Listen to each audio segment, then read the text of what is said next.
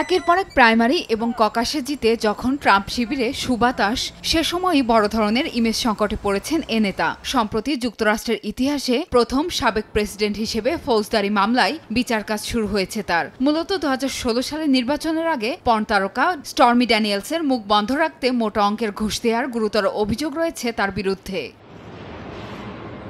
এবার নিউ ইয়র্কের আদালতে ঐতিহাসিক বিচার শুনানির প্রথম দিনেই সোমবার কৌশলীদের তীক্ষ্ণ বাক্যবাণের মুখে পড়েন সাবেক এই মার্কিন প্রেসিডেন্ট। স্টর্মি ড্যানিয়েলসকে ঘুষ দেওয়ার মধ্য দিয়ে 2016 সালে নির্বাচনে বেআইনি পথ অবলম্বন করেছেন ট্রাম্প।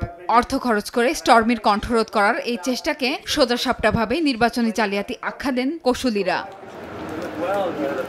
যদিও সব অভিযোগ অস্বীকার করেন ট্রাম্পের আইনজীবী। নির্বাচনকে প্রভাবিত করতে তিনি কোনো ধরনের অপরাধ করেননি বলেই জোরালো দাবি তাদের। আর শুরু থেকে ট্রাম্প নিজেও এসব মামলাকে রাজনৈতিক উদ্দেশ্য প্রণোদিত আখ্যা দিয়ে আসছেন। বিকাশে কম খরচে ক্যাশ আউটের লিমিট বেড়ে 50,000, প্রিয় এজেন্টও 2টা।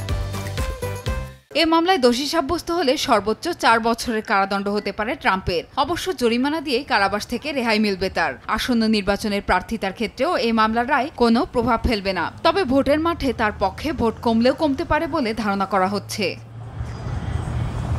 প্রিয়াঙ্কা চক্রবর্তী, সময় সংবাদ।